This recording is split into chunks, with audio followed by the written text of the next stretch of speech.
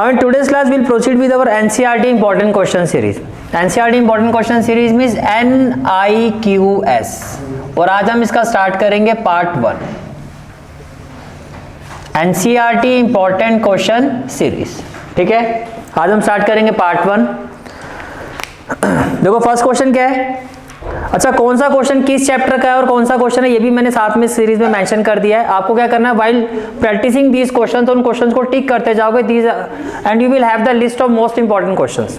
By the time ये आपकी जो सीरीज कंप्लीट होगी आपके पूरी इंपॉर्टेंट क्वेश्चन सीरीज की एक लिस्ट आ जाएगी, हर चैप्टर में से क्या क्या इंपॉर्टेंट क्वेश्चन है. तो जिस चैप्टर का जो क्वेश्चन है वो मार्क करते जाओगे. ठीक है, जैसे कि ये जो फर्स्ट क्वेश्चन है आपका फर्स्ट चैप्टर नंबर सिस्टम का ही और एक्सरसाइज 1.2 का क्वेश्चन नंबर 3 है.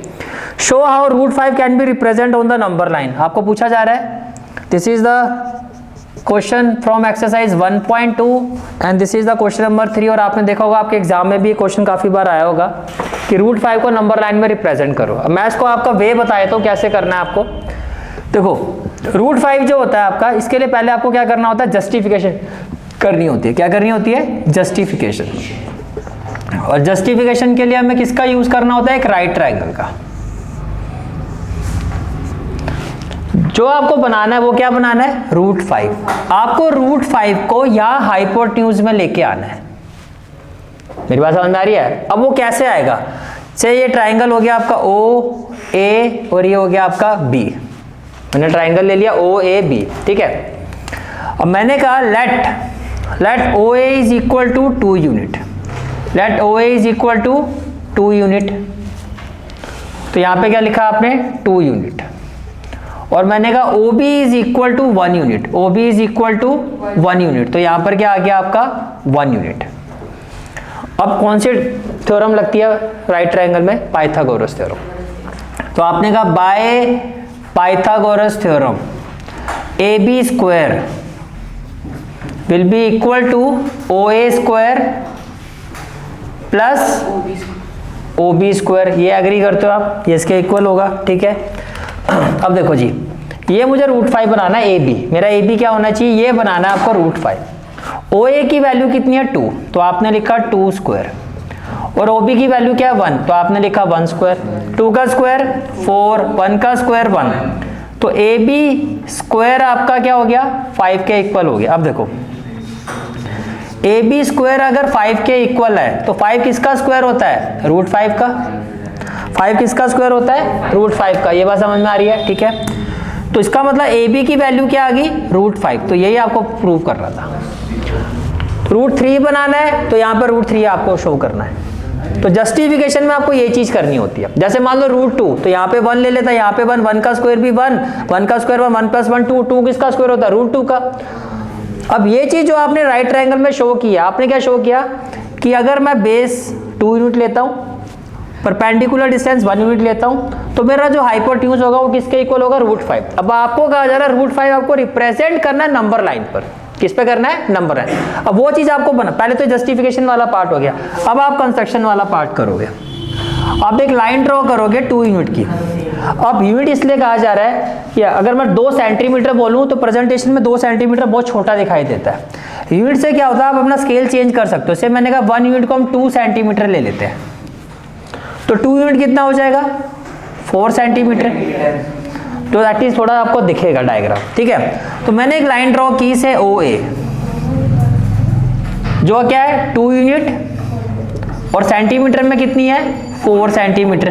तो मैंने 4 सेंटीमीटर की एक लाइन ड्रॉ कर दी.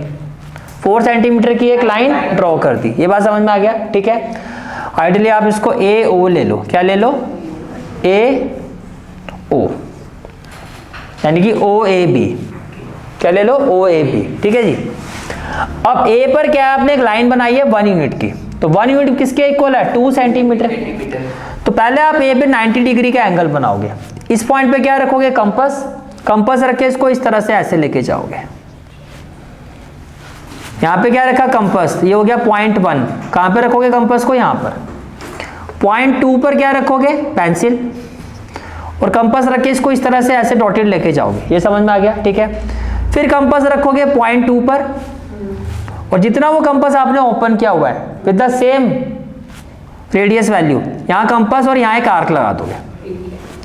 फिर कंपास यहां रखोगे फिर एक रेडियस यहाँ आ जाएगा आपका। बात समझ में आ गया? ठीक है, पहले कंपास यहाँ रखा, एक आर्क लगा दी, फिर कंपास यहाँ रखा, एक आर्क ये लगा दी, फिर दोनों पर ही आपने कंपास रखा और एक आर्क ऐसे और एक आर्क ऐसे लगा दी। अब ये जो एंगल आपका बनेगा ये होगा आपका 90 डिग्री। 90 डिग्री वैसे भी आपको आता ही है बनाना। अब ये जो डिस्टेंस है कितना आपका 1 यूनिट यानी कि 2 सेंटीमीटर। अब आप कंपास को स्केल पर खोलोगे 2 सेंटीमीटर, कितना खोलोगे 2 सेंटीमीटर, कंपास यहाँ रखोगे और 2 सेंटीमीटर की आर्क ऐसे लगा दोगे, तो ये वाला पॉइंट क्या हो जाएगा आपका पॉइंट बी। जैसे मैं बी को ओ से जोड़ूंगा, ये जैसे मैं बी को किससे जोड़ूंगा ओ से, तो ये क्या हो जाएगा आपका √5। ये क्या हो जाएगा √5। तो आप ऑलरेडी पहले जस्टिफाई कर चुके हो। अब क्वेश्चन ये होता है हमें तो नंबर लाइन पे दिखाना है, तो नंबर लाइन के लिए आप क्या करोगे, यहाँ रखोगे कंपास, यहाँ रखोगे पेंसिल, इतना इसको ओपन कर दोगे और फिर आप इसको ऐसे ऐसे ऐसे करते हुए नीचे लेके जाओगे और जैसे ही वो लाइन पर आएगा यही आपका क्या होगा √5। बात समझ में आ गई? ठीक है। अब जो नेक्स्ट क्वेश्चन है आपका दैट इज चैप्टर 2 पॉलिनोमियल का क्वेश्चन है आपका, और ये आपका चैप्टर 2 पॉलिनोमियल का एग्जाम्पल 10 है। जो नेक्स्ट क्वेश्चन है वो आपका चैप्टर 2 का एग्जाम्पल 10 है, example 10। This is the question from chapter 2 example 10। Question आपको फैक्टराइज करना है। देखो सारे वेरिएबल x में तो मैं लिख रहा हूँ px, x³ minus 23x² plus 142x minus 120 क्या इतनी बात समझ में आ रही है? ठीक है, तो सबसे पहला स्टेप क्या होता है हिट एंड ट्रायल। तो आप क्या लिखोगे by hit and trial method, by hit and trial method, by hit and trial method, by hit and trial method. Put x equal to 1, put x equal to 1, मैंने x की जगह 1 put कर दिया, तो P1 की value क्या हो जाएगी 1³ माइनस 23 1² प्लस 142 इंटू 1 और माइनस 120। ये बात समझ में आ रही है? ठीक है, तो ये हो गया 1 माइनस 23 प्लस 142 माइनस 120 और माइनस ये आपका माइनस माइनस कितना हो जाएगा, ये हो जाएगा आपका माइनस 143 और 142 प्लस 1 प्लस 143, तो ये आ गया 0। आ गया ना 0। माइनस माइनस वालों को प्लस करके आएगा 143 और माइनस माइनस साइन तो माइनस का ही आएगा, दोनों प्लस वाली टर्म को प्लस किया तो 143 प्लस माइनस क्या हो गया 0। जब ये 0 आया तब x की वैल्यू 1 थी, जब ये 0 आया तो x की वैल्यू क्या थी 1 को इधर लेके आओ तो क्या हो जाएगा x माइनस 1 को इधर लेके आओगे तो क्या हो जाएगा x माइनस 1। तो can I say that therefore x minus 1 is one of the factor of px, is one of the factor of px। क्या इतना क्लियर हो गया कि आपका एक फैक्टर जो है px का वो क्या आ गया x माइनस 1। यहाँ तक बात समझ में आ रही है? ठीक है। Now for the remaining factor क्या करोगे आप, x माइनस 1 से हम इसको क्या करेंगे डिवाइड, तो ये हो गया x माइनस 1, ये हो गया x³ minus 23x² plus 142x और माइनस क्या हो जाएगा 120, माइनस क्या हो जाएगा 120। बात समझ में आ रही है? ठीक है, x³ को मैं x से डिवाइड कर रहा हूँ तो क्या आ जाएगा x², तो ये हो गया आपका x², तो ये कितना हो गया x³ माइनस 1 को इससे करूंगा तो माइनस x², तो ये हो गया माइनस और ये क्या हो गया प्लस, ये कैंसिल हो गया, minus 23 plus 1 minus 22x² plus 142x minus 120। कोई भी डाउट है तो पूछ सकते हो, क्लियर है? अब फर्स्ट वैल्यू क्या है माइनस 22x² और यहाँ से फर्स्ट वैल्यू क्या है x, ये इससे कैंसिल हो गया, तो ये हो गया माइनस 22x हो गया, माइनस 22x को x से करोगे तो माइनस 22x², माइनस माइनस क्या हो जाएगा प्लस 22x माइनस और ये हो गया प्लस, ये कैंसिल हो गया, 142 माइनस 22 हो गया 120x और प्लस माइनस में क्या हो गया 120, क्या हो गया 120। फर्स्ट वैल्यू क्या है 120x, फर्स्ट वैल्यू क्या है x से x कट गया, क्या आ जाएगा plus 120 into x 120x minus 120 minus और ये हो गया प्लस और ये कैंसिल कितना हो गया 0, ये कितना हो गया 0। यहाँ तक कोई डाउट? क्लियर है? ठीक है।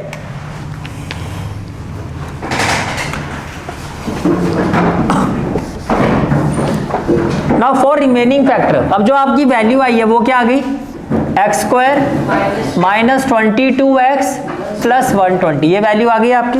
अब देखो आपने कहा था ये इसका फैक्टर है, तो डिवाइड करके रिमाइंडर 0 आना चाहिए था, वो आपका आ गया। इसको इससे डिवाइड करके ये आ गया। अब लास्ट स्टेप क्या होगा, अब आप फैक्टराइज करोगे। Now factorise X square minus 22x plus 120 के ऐसे फैक्टर की 22 आ जाए। बोलो जी, 120 के ऐसे फैक्टर बनाओ कि 12 और 10, 12 10 जब 120 होता है, तो ये क्या हो जाएगा, it is equal to X square minus 12x minus 10x, minus minus plus minus 22 आना चाहिए। दोनों को मल्टीप्लाई करके माइनस माइनस प्लस होके प्लस 120 ही आएगा। यहाँ से कॉमन क्या आ जाएगा, x ब्रैकेट में क्या हो गया, x माइनस 12, यहाँ से आ गया माइनस 10 ब्रैकेट में हो गया x माइनस 12। कोई डाउट है तो बताओ, क्लियर है यहाँ तक, ठीक है। कॉमन फैक्टर क्या आ जाएगा आपका, x माइनस 12 और ये हो गया x माइनस 10। तो हाईएस्ट पावर डिग्री कितनी थी, 3 फैक्टर भी आ गए। Therefore required factors are, required factors are, एक फैक्टर क्या होगा x माइनस 1, दूसरा क्या होगा x माइनस 12 और तीसरा क्या होगा x minus 10। And this is the final answer of this question and one of the important question from this chapter. Clear हो गया, ठीक है। नेक्स्ट क्वेश्चन जो है आपका वो चैप्टर 3 से है और इस चैप्टर 3 का एग्जाम्पल 1 है। देखो इस क्वेश्चन को करने से पहले मैं आपको एक कंसेप्ट समझा देता हूँ चैप्टर 3 का, क्योंकि इसमें ज़्यादा इंपॉर्टेंट क्वेश्चन कुछ है नहीं अगर मैं एनसीईआरटी की बात करता हूँ, ठीक है। 1 या 2 सीरीज में आपको दिखाई देंगे, उसके बाद ये चैप्टर तो आपको दिखेगा ही नहीं। तो कंसेप्ट क्या है इसका कि ये क्या होता है, क्वाड्रेंट होता है। This is the first quadrant, this is the second quadrant, this one third and this one fourth. जो फर्स्ट क्वाड्रेंट है उसमें एक्स और वाई दोनों ही क्या होते हैं, पॉजिटिव। सेकंड क्वाड्रेंट में एक्स और वाई का क्या रिलेशन होता है, एक्स आपका क्या होता है, नेगेटिव, वाई पॉजिटिव। थर्ड में क्या होता है, एक्स भी नेगेटिव वाई भी नेगेटिव, और फोर्थ में क्या होता है, एक्स पॉजिटिव और वाई नेगेटिव। क्वाड्रेंट होते हैं। ये जो पॉइंट होता है इसको हम कहते हैं ओरिजिन। ये पॉइंट क्या होता है आपका, ओरिजिन। तो ओरिजिन पॉइंट के कोऑर्डिनेट्स क्या होते हैं, 0,0। ये जो एक्स एक्सिस वाला पॉइंट होता है, ये जो एक्सिस होता है एक्स एक्सिस, को हम कहते हैं हॉरिजॉन्टल एक्सिस। क्या कहते हैं, हॉरिजॉन्टल एक्सिस।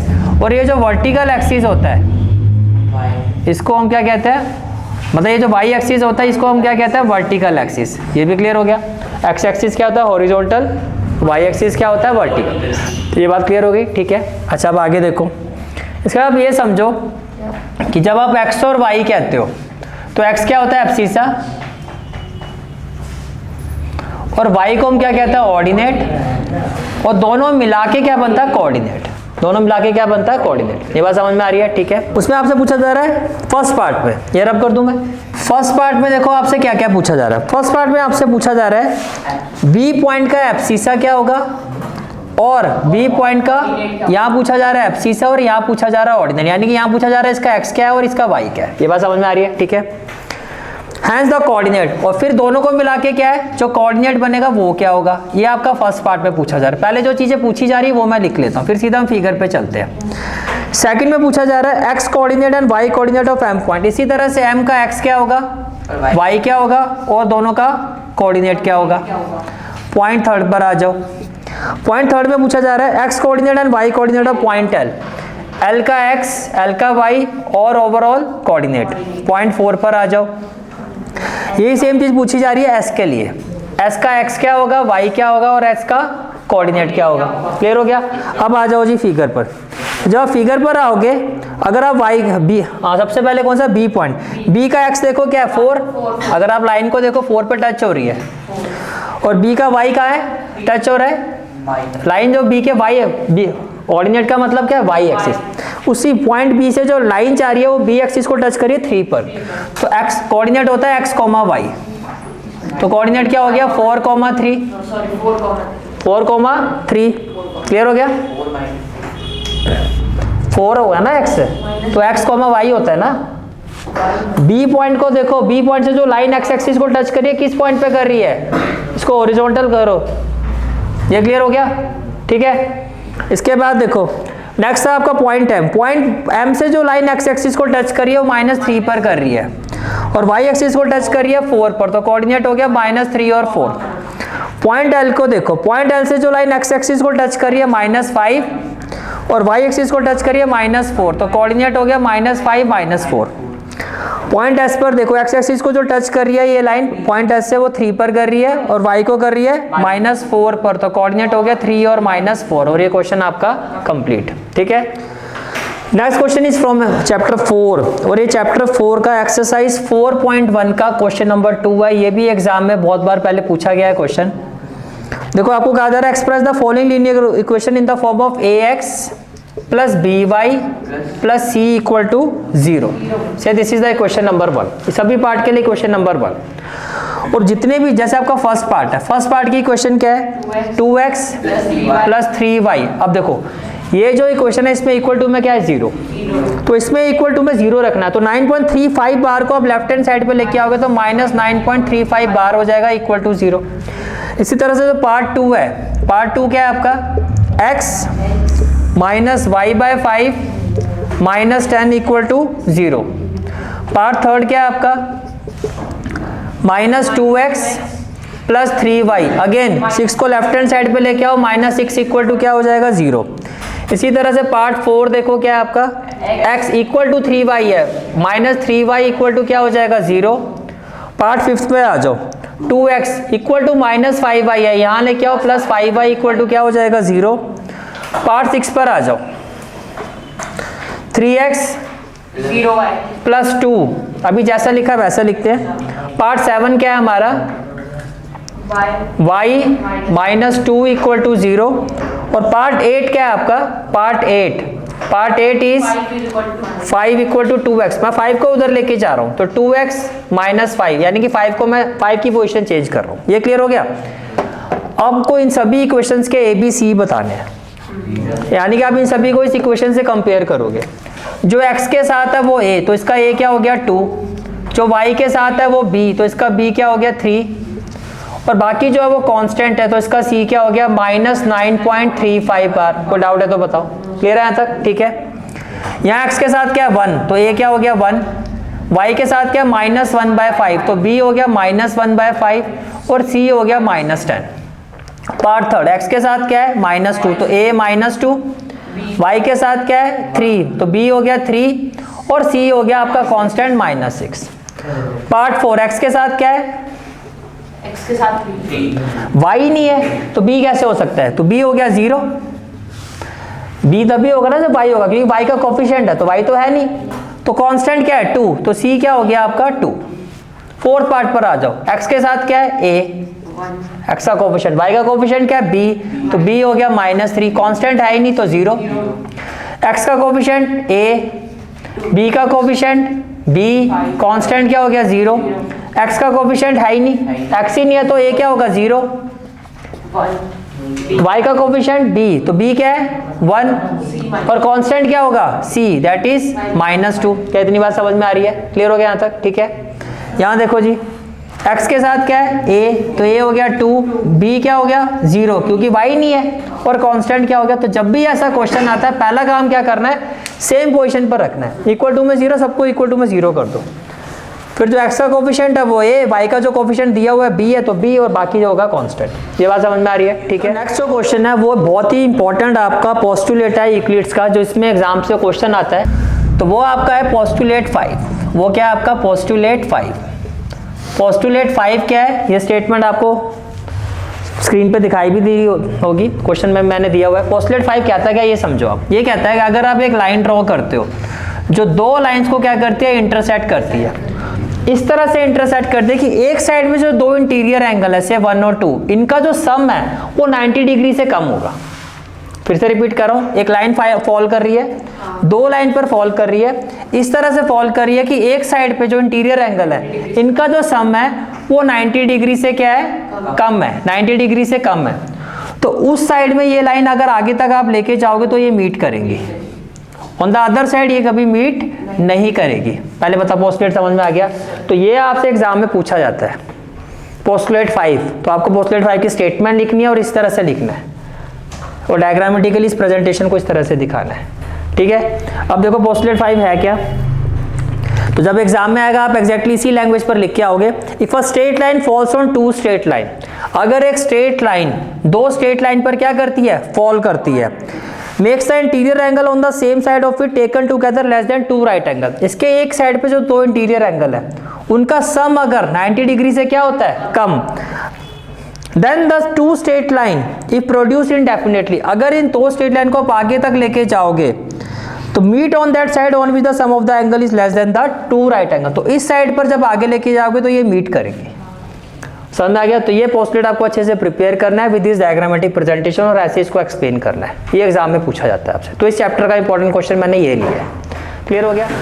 नेक्स्ट क्वेश्चन है आपका लाइन्स एंड एंगल का, चैप्टर 6 का, that is example 2। Again very important question. ये आपका चैप्टर 6 का एग्जाम्पल क्या है, 2 है। क्वेश्चन देखो क्या आपका, इफ रे, देखो पहले मैं फिगर बना लेता हूं। आपको एक लाइन सेगमेंट गिवन है क्या, पी क्यू, जिस पर एक रे है आपकी ओ एस, एक रे है आपकी ओ एस। ये क्लियर हो गया? ठीक है। यहां से फिर एक आपकी रे आती है, ये क्वेश्चन में गिवन है, ये क्या है, आर ओ आर, और ये क्या आपका ओ टी, ये क्या आपका ओ टी। ये क्लियर हो गया? ठीक है। क्वेश्चन में क्या कहा जा रहा है आपको, इफ एंगल पीओएस यानी कि ये जो एंगल है आपका वो क्या है, X. As per question angle POS किसके इक्वल है, एक्स के इक्वल है। फाइंड क्या करना है, आर ओ टी फाइंड करना है। और गिवन क्या है, what has been given in this question, what has been given in this question that a ray OS stand on a line POQ। क्या कहा जा रहा है, ray OS stand on a line POQ। ये clear हो गया? ray OS stand on the line POQ। फिर आपको कहा जा रहा है ray OR and OT are angular bisector, comma ray OR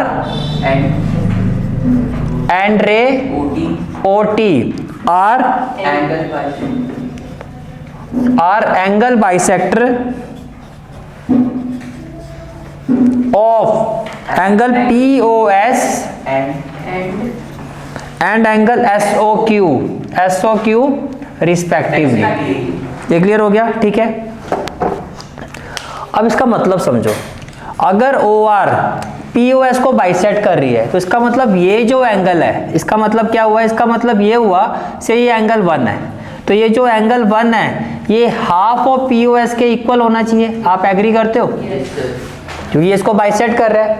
इसी तरह से ये जो एंगल 2 है आपका, ये जो एंगल 2 है ये हाफ ऑफ क्या होना चाहिए, SOQ, क्योंकि ये इसका बाइसेक्टर है। पहले इतनी बात समझ में आ रही है आपको? इसके आपके क्या होना चाहिए, इक्वल होना चाहिए। ये क्लियर हो गया? ठीक है।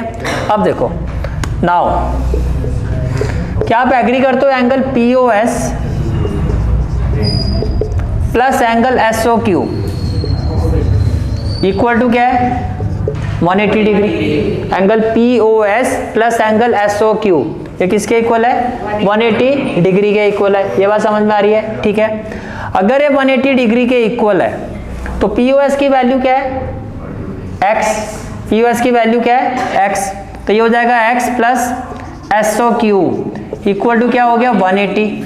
तो SOQ क्या हो जाएगा, 180 minus x. 180 minus x, 180 minus x. ठीक है।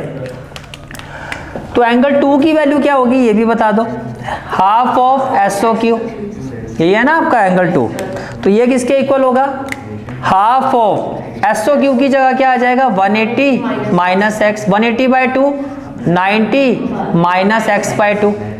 और एंगल 1 की वैल्यू क्या होगी, half of angle POS। POS की वैल्यू क्या है, x।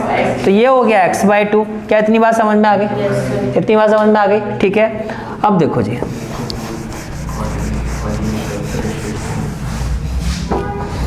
अब आप ये समझो, कैन आई से दैट आपको फाइंड क्या करना है, एंगल ROT।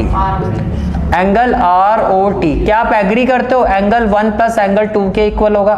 ROT 1 प्लस 2, 1 की वैल्यू क्या आई है, x बाई 2। 2 की वैल्यू क्या आई है, 90 माइनस एक्स बाई 2। ये कैंसिल हो गया, ये कितना आ गया आपका, 90 डिग्री। यही आपको फाइंड करना था। And this is the final answer. This is for today's class. I hope you like this class, and if you like this class then do like, share and subscribe my channel. And don't forget to press the bell icon. Bell icon press करने से क्या होगा, जो भी मैं lecture upload करूंगा you will get the notification of that lecture. Thanks for watching this video. जहाँ तक आपके मैथ्स कोर्स की बात है, कंप्लीट मैथमेटिक्स कोर्स की जो प्लेलिस्ट का लिंक है वो आपको डिस्क्रिप्शन सेक्शन में मिल जाएगा। So bye, take care and have a great day.